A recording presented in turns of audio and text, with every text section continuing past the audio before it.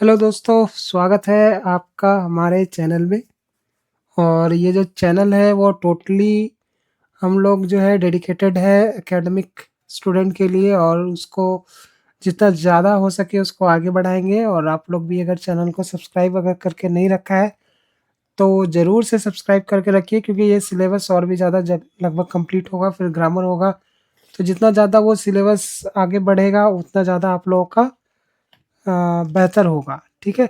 तो कोशिश कीजिए चैनल को सब्सक्राइब कीजिए और वीडियो को लाइक कीजिए और शेयर कीजिए। तो चलिए, ज़्यादा समय हम लोग वेस्ट नहीं करेंगे। और हाँ, तो एक चीज़ और मैं बता देता हूँ, वीडियो को कम से कम शेयर कीजिएगा, ठीक है? पहले खुद प्रिपेयर कीजिए, उसके बाद शेयर कीजिएगा वीडियो को। पहले अपने आप को बेहतर बनाइए, ठीक है?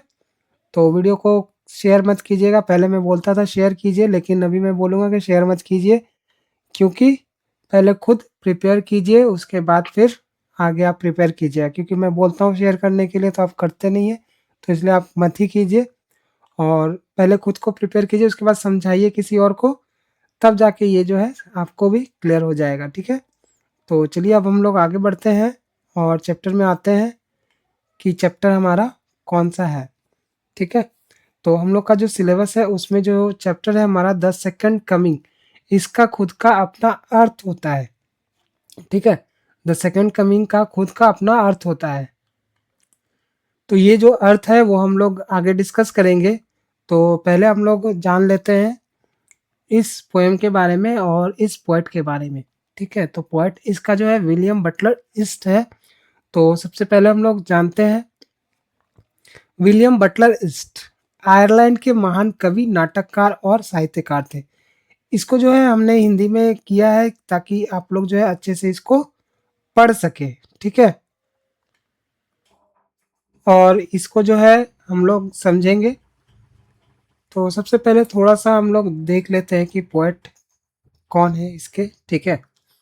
तो जैसा कि हमने पढ़ा कि ये आयरलैंड के हैं, इससे भी रिलेटेड क्वेश्चन आ सकता है ऑब्जेक्टिव में कि कवि जो है कहाँ के हैं। तो विलियम बटलर इस जो है 1865 से 1939 तक रहे, और ये आयरलैंड के कवि थे। उन्हें 1923 में साहित्य का नोबेल पुरस्कार मिला।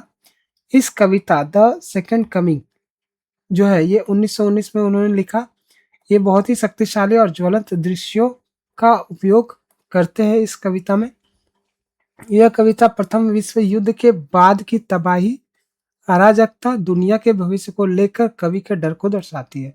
यानी कि जब प्रथम विश्व युद्ध हुआ था, तो उस समय भी बहुत ही ज़्यादा यहाँ पर जो है ये फेर-बदल देखा गया था, अराजकता देखी गई थी, तबाही देखी गई थी। उसी को लेकर कवि बहुत ज़्यादा चिंतित है, और उसी को देखकर जो है इस कविता की रचना की गई है कवि के द्वारा। यह कविता बताती है कि दुनिया में व्यवस्था टूट रही है। दुनिया की जो व्यवस्था है, जो एक सिस्टम होता है, वो धीरे-धीरे करके वो टूटता जा रहा है।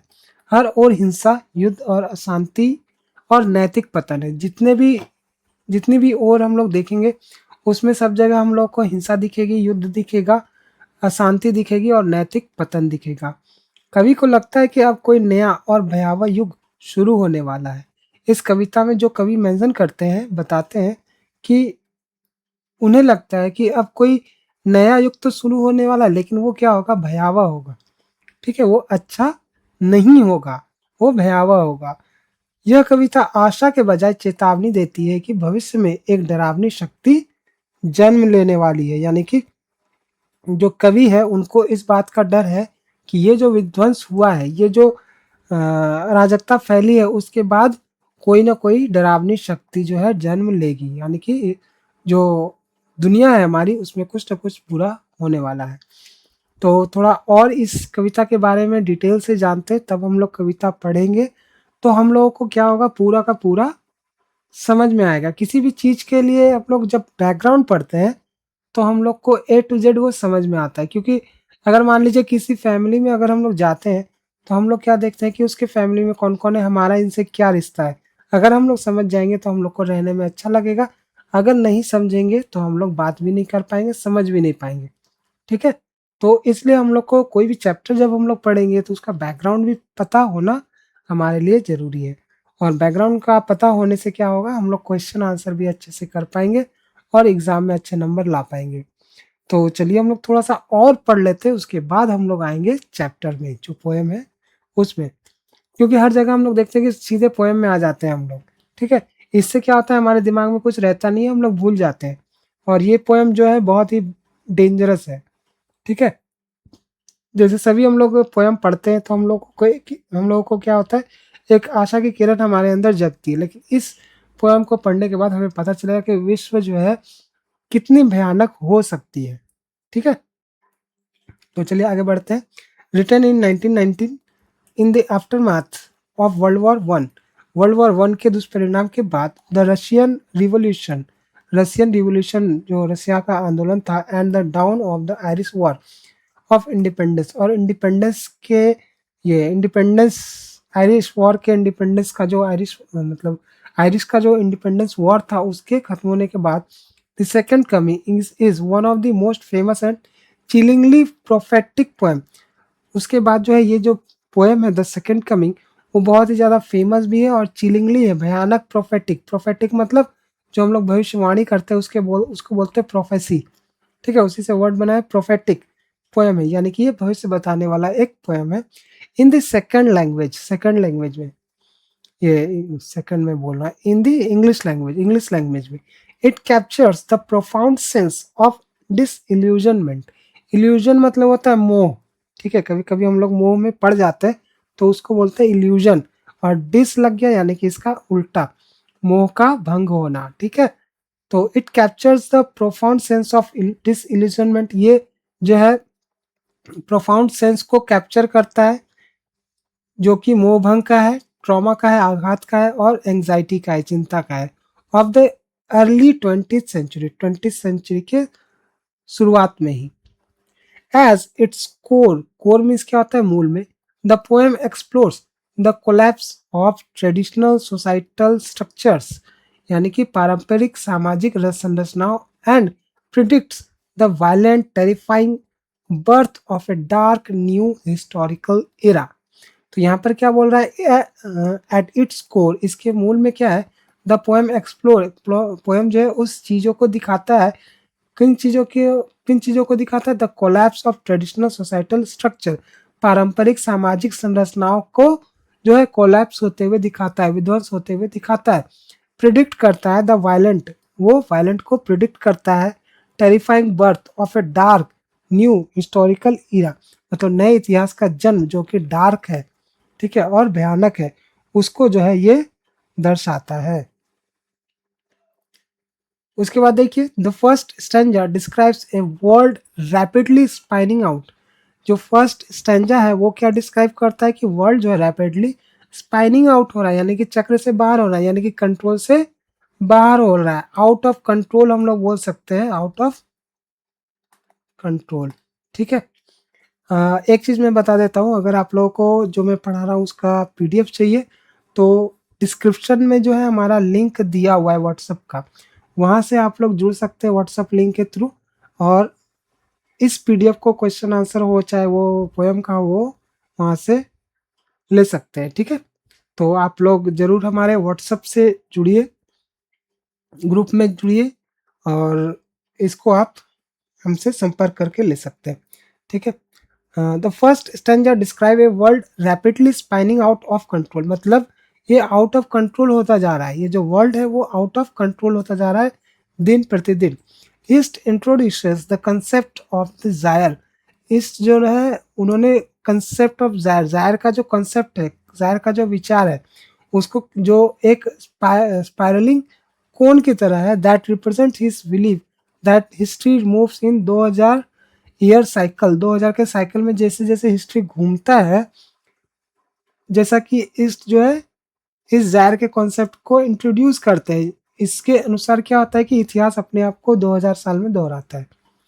As the current cycle reaches its end, और ये जो करंट साइकिल है ये अपने अंत में पहुंच चुका है।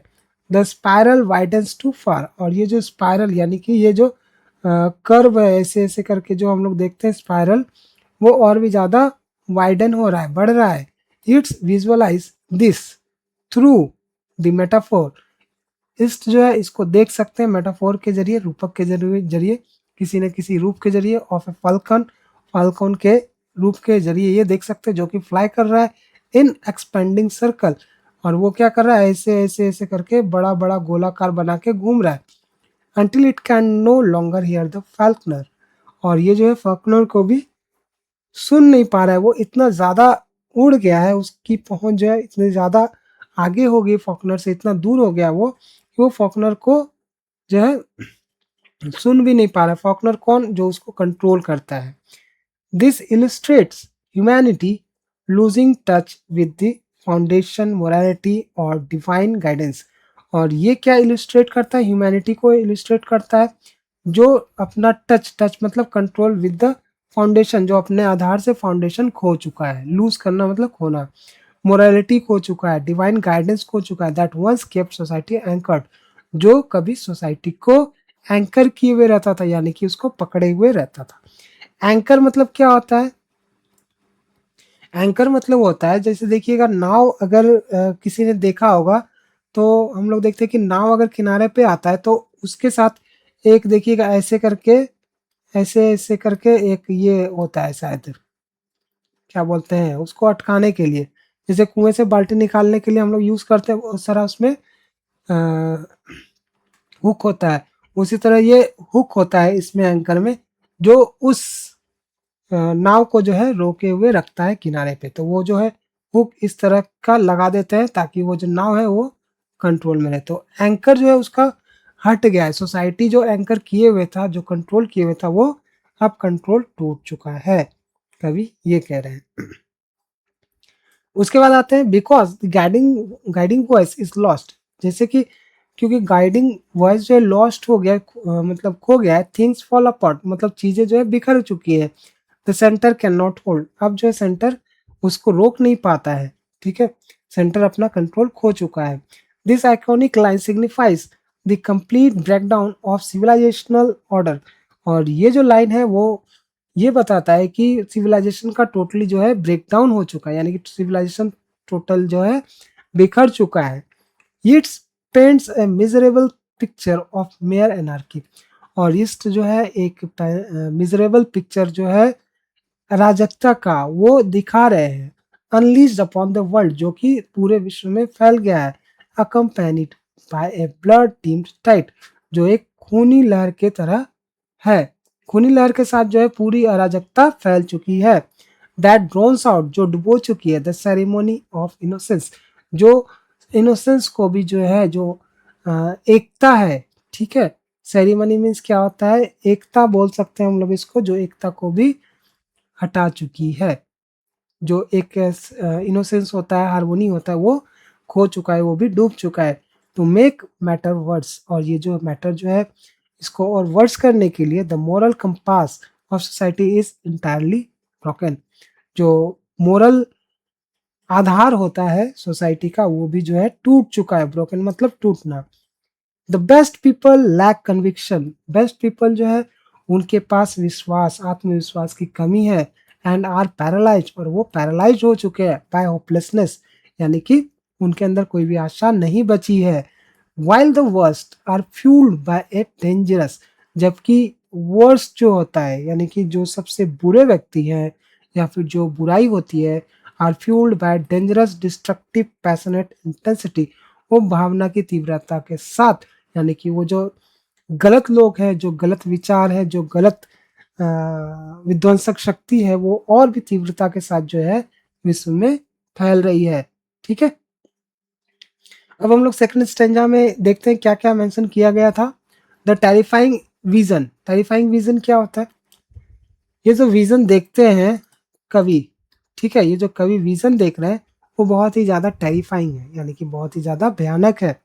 In the second stanza the speaker deduces मतलब क्या होता है, निष्कर्ष निकालना या फिर परिणाम पे पहुंचना, कि स्पीकर निष्कर्ष निकालते हैं कि सच इमेंस ग्लोबल कैटास्ट्रोफी, ये जो इतना बड़ा आपदा होता है, आपदा है, कैटास्ट्रोफी मीन्स आपदा, must surely signal and monumental cosmic shift, और ये जरूर से एक सिग्नल है मोन्यूमेंटल, जो ये हमेशा याद रखा जाएगा, ब्रह्मांड के शिफ्ट को, यानी कि ब्रह्मांड के बदलाव का एक बहुत ही बड़ा ये सिंबल है, सिग्नल है। What he calls the second coming, जो उसने कहा द सेकंड कमिंग। मेनली क्या होता है द सेकंड कमिंग का अर्थ, कि इसको जो है पॉजिटिव रूप में लिया जाता है, ठीक है, क्रिश्चियनिटी के हिसाब से इसको पॉजिटिव रूप में लिया जाता है। लेकिन डब्ल्यू ईस्ट जो देख रहे हैं यहाँ पे, उसके अनुसार क्या हो रहा है कि ये जो है नेगेटिव रूप में आगे बढ़ता जा रहा है, ठीक है। इन Christian theology the second coming refers to the return of Jesus Christ to bring peace। ये जो क्रिश्चियन थियोलॉजी या धर्मशास्त्र है, उसके अनुसार the second coming refers to the Jesus Christ to bring peace. ये संकेत देता है कि जीसस क्रिस्ट आएंगे और वो अपने साथ पीस लाएंगे, जस्टिस लाएंगे एंड सेल्वेशन लाएंगे, शांति लाएंगे। However, east completely subverts this expectation। लेकिन क्या होता है कि ईस्ट जो है इसको टोटली जो है इस एक्सपेक्टेशन को जो है मतलब उल्टा ही कर देते हैं। उनके अनुसार जो सेकंड कमिंग है वो ईश्वर का ना होके किसी और चीज का है। आगे देखते हैं कि क्या बोला जा रहा है। Instead of a saviour, the speaker receives a horrifying vision drawn from Spiritus Mundi, the spirit of the world or humanity collective unconscious। स्पिरिटस मुंडी क्या होता है, एक सिंबल मान के चलते हैं, ठीक है।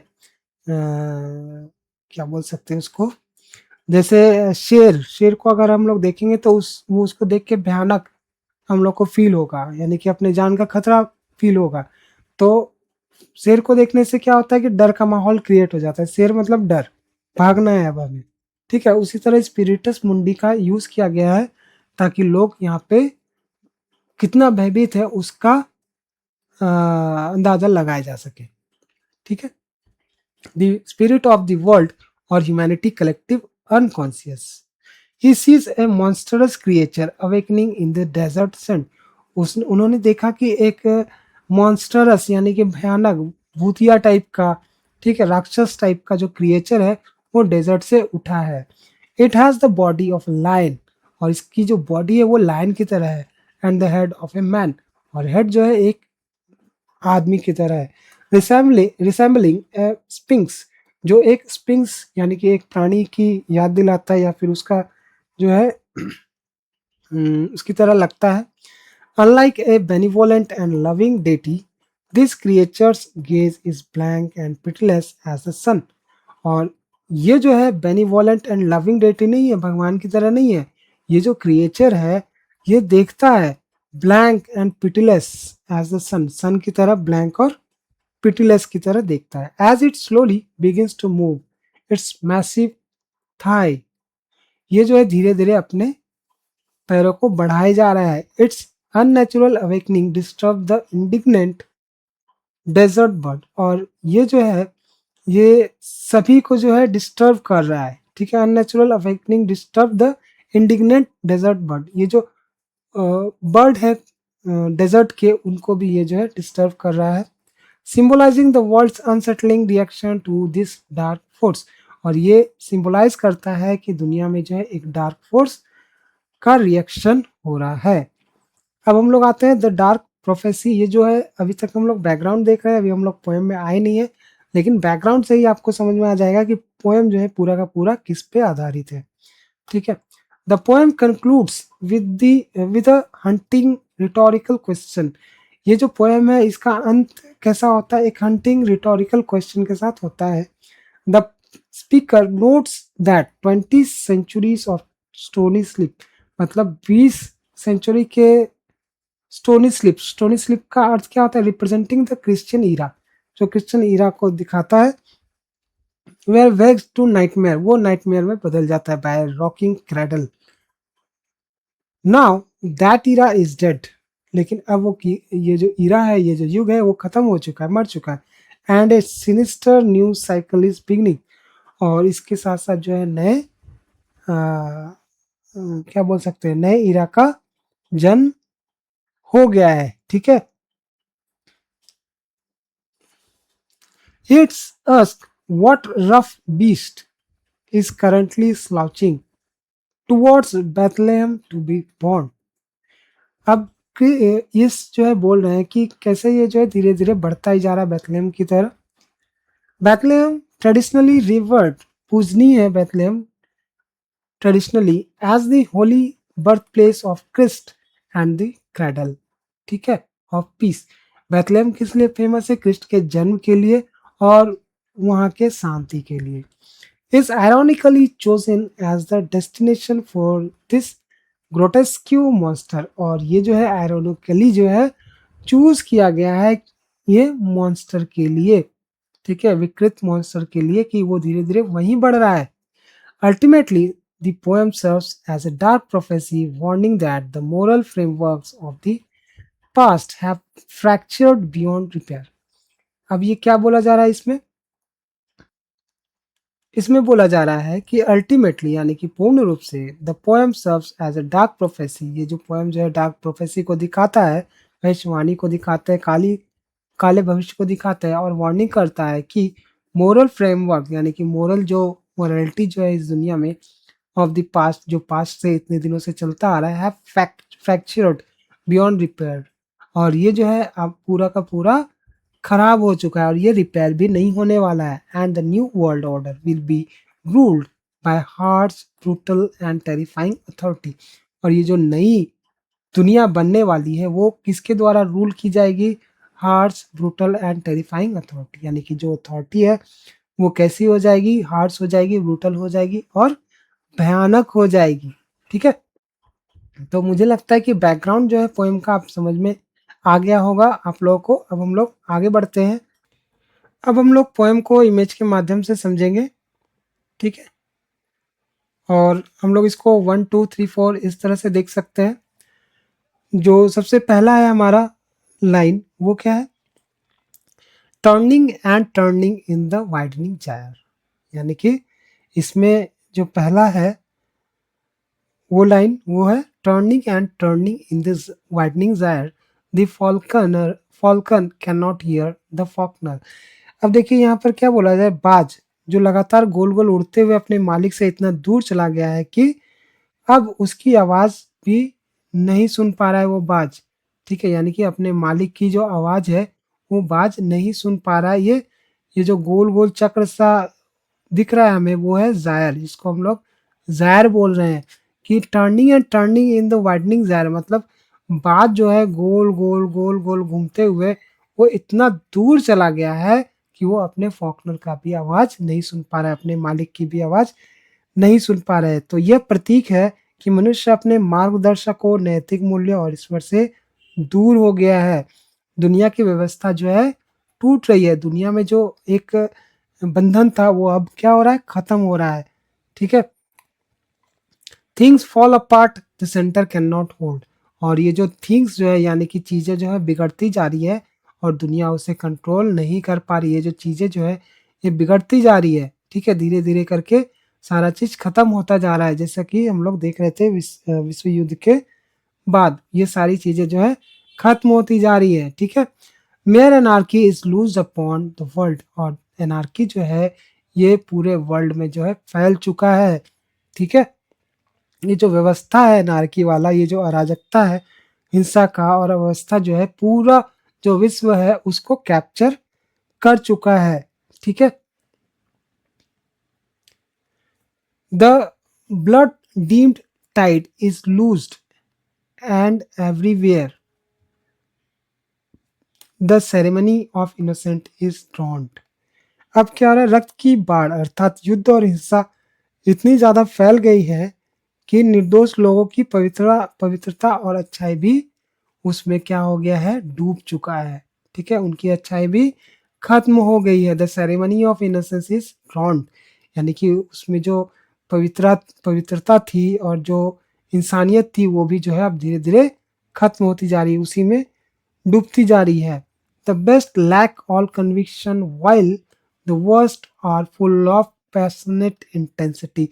जो जो बेस्ट है उसके पास कॉन्फिडेंस की कमी है, वो आत्मविश्वास खो चुके हैं, जबकि बुरे लोग पूरी शक्ति और उत्साह के साथ समाज पर हावी होते चले जा रहे हैं। जैसे कि विश्व युद्ध के बाद हमने देखा।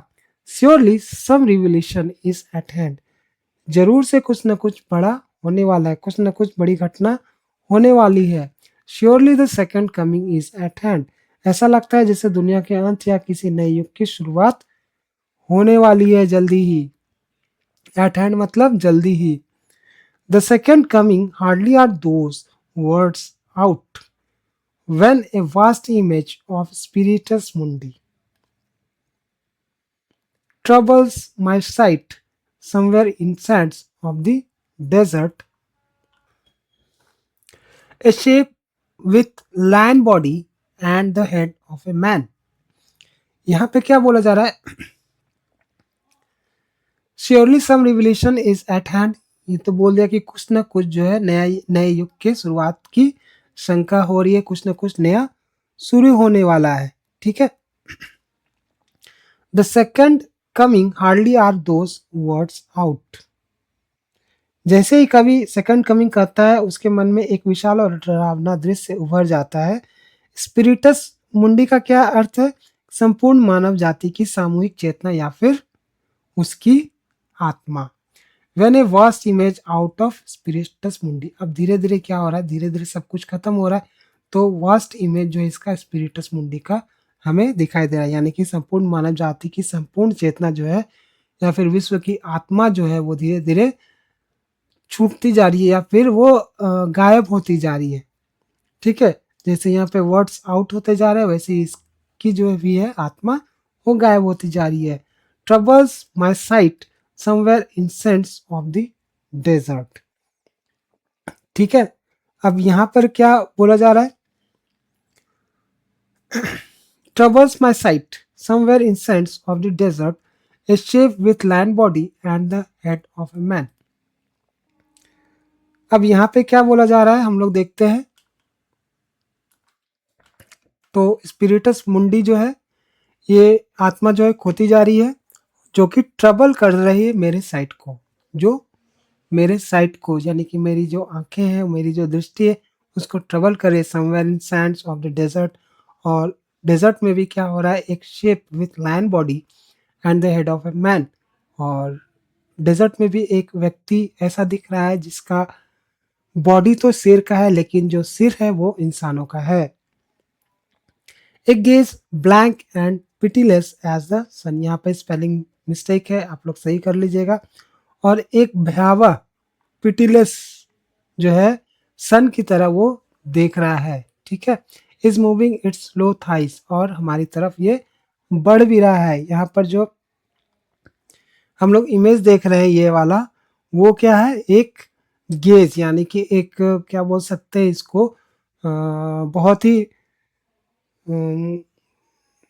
जैसे राक्षस होता है वो हमें कैसे देखता है कि अभी वो खा जाएगा, उसी तरह यहाँ पर भी वो पोएट इसको दर्शा रहा है कि ये जो है देख रहा है एकटक, इसका मतलब क्या है कि ये अभी हम लोग को विध्वंस करने के लिए तैयार है। और ये क्या कर रहा है, मूव कर रहा है अपने स्लो थाइस को, यानी कि धीरे धीरे वो आगे बढ़ रहा है। While all about it reels shadow of the indignant desert bird, और क्या कर रहा है, वो धीरे धीरे आगे बढ़ रहा है अपनी जांघों को हिलाते हुए, जबकि उसके चारों ओर क्रोधित रेगिस्तानी पक्षियों की परछाइयां चक्कर काट रही है। यहाँ पर जो डेजर्ट है इसमें हम लोग देख रहे हैं कि सारे तरफ जो है परछाइयां जो है, या फिर हम लोग बोल सकते हैं पक्षियों की परछाइयां, वो इधर उधर चक्कर खाती हुई दिख रही है। द डार्कनेस ड्रॉप्स अगेन, और दोबारा से जो है वो डार्कनेस जो है फैल चुकी है। But now I know that 20 centuries of stony sleep were vexed to nightmare by rocking cradle। अब इसमें क्या बोला जा रहा है, ये जो पक्षी है वो तो उड़ते जा रहे हैं और उसकी परछाइयां जो है डेजर्ट पे दिख रही है। फिर से अंधेरा छा जाता है, लेकिन अब मुझे पता है कि 20 सदियों की पथरीली नींद एक झूलते हुए पालने के कारण दुख वाले स्वप्न में तब्दील हो जाएंगी। ठीक है, and what rough beast its hour come round at last slouches towards Bethlehem to be born. अब यहाँ पर क्या बोला जा रहा है, यहाँ पर से हम लोग देखते हैं 17 से, while all about it reels shadows of the indignant desert birds. यहाँ तक हमने देखा कि बर्ड जो है डेजर्ट के वो धीरे धीरे इधर उधर फैलते जा रहे हैं। द डार्कनेस ड्रॉप्स अगेन, और डार्कनेस दोबारा फैल चुकी है। But now I know that 20 centuries of stony sleep, यानी कि जो इशारा करते हैं, जो मैंने पहले बताया 20,000 साल बोला था शायद मैंने, एक इरा होता है, एक युग की समाप्ति हो चुकी है। Were vexed to nightmare by rocking cradle. Cradle means जो पालना होता है उसकी तरफ वो बढ़ रहा है, मेरे ये नाइटमेयर में आया है।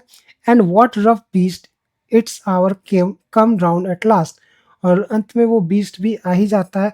Slouches towards Bethlehem to be born, ताकि वो बेथलेहम में जाके जन्म ले सके। यानी कि बेथलेहम में क्या होता है कि हम लोग कैसा देख रहे हैं कि वो ईश्वर का जन्म के लिए फेमस है, लेकिन यहाँ पर जो स्थिति है विश्व की उसको देखते हुए, वर्ल्ड वॉर 1 की स्थिति को देखते हुए पोएट जो है ये देख रहे हैं कि ये जो बेथलेहम है वहाँ पर भी जो है बुराई का दबदबा छा रहा है। तो एक बार मैं पहले से ही दिखा देता हूँ ये पोएम जो है क्या कहना चाह रहा है। चौड़े हुए भंवर में गोल गोल घूमते हुए बाज अपने मालिक की आवाज भी नहीं सुन पाता, और चीजें जो है धीरे धीरे बिखर रही है और उन पे कंट्रोल जो है नहीं हो पा रहा है। दुनिया भर में केवल अराजकता फैल रही है। खून से सना जो ज्वार है वो आउट ऑफ कंट्रोल हो चुका है, और हर जगह जो है मासूमियत का जो एक ये था फैला हुआ था विचार, वो धीरे धीरे खत्म होता जा रहा है। श्रेष्ठ लोग जो अच्छे लोग हैं वो जो है पीछे हटते जा रहे हैं, उनमें विश्वास की कमी होती जा रही है, और जबकि बुरे लोगों का जो दबदबा है वो और भी ज़्यादा बढ़ता जा रहा है। निश्चित रूप से कोई रहस्य उद्घाटन होने वाला है, जरूर से कुछ नया होने वाला है। निश्चित रूप से किसी सेकंड कमिंग का आगमन जो है निकट है, यानी कि कुछ बड़ा होने वाला है।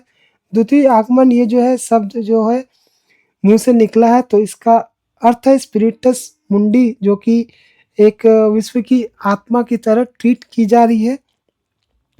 उससे उठी एक विशाल छवि मेरी दृष्टि को विचलित कर देती है, पोएट की दृष्टि को जो है वो विचलित कर देती है। रेगिस्तान की रेत में कहीं एक आकृति जिसका शरीर शेर का और सिर जो है इंसान का है, जैसा कि हम लोग इस पोएम में देख रहे हैं। उसकी नजरें सूरज की तरह खाली और निर्दयी है। उसकी जो देखने का नजरिया है, उसके जो देखने का तरीका है वो बहुत ही ज्यादा क्रूर है। वह अपनी जांघों को धीरे धीरे हिलाते हुए आगे बढ़ रहा है, जबकि उसके चारों ओर जो है क्रोधित रेगिस्तानी पक्षियों की परछाइयां भी चक्कर काट रही है। जैसे हम लोग देखते हैं कि किसी मांस का टुकड़ा अगर मिल जाता है तो कौवे उसके आसपास भटकने लगते हैं। उसी तरह यहाँ पर क्या हो रहा है, जो डेजर्ट है, हर जगह डेजर्ट क्यों बता रहा है, क्योंकि सब कुछ खाली हो चुका है, इंसानियत मर चुकी है। जो कंट्रोल है, अराजकता जो है वो फैल चुकी है, कंट्रोल छूट चुका है। ठीक है, सब जगह अंधेरा ही अंधेरा है।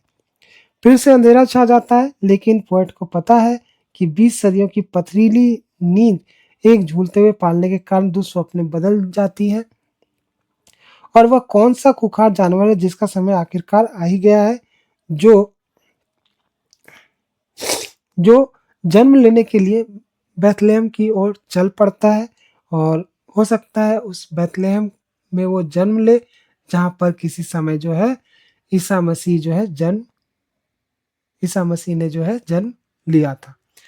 तो चलिए, ये जो पोएम है हमारा कंप्लीट हुआ है, और कहीं भी किसी प्रकार का अगर कंफ्यूजन रह जाता है तो आप हमें कमेंट बॉक्स में जरूर बताइएगा, और हमारे व्हाट्सएप ग्रुप को जरूर ज्वाइन कीजिए। वहाँ पे हम लोग कुछ कुछ कंपटीशन करेंगे, कुछ होमवर्क देंगे, तो आप लोग होमवर्क करके भी अपना रिवाइज कर सकते हैं और एग्ज़ाम में अच्छा नंबर ला सकते हैं। तो चलिए, मिलते हैं अगले वीडियो में, तब तक के लिए बाय बाय।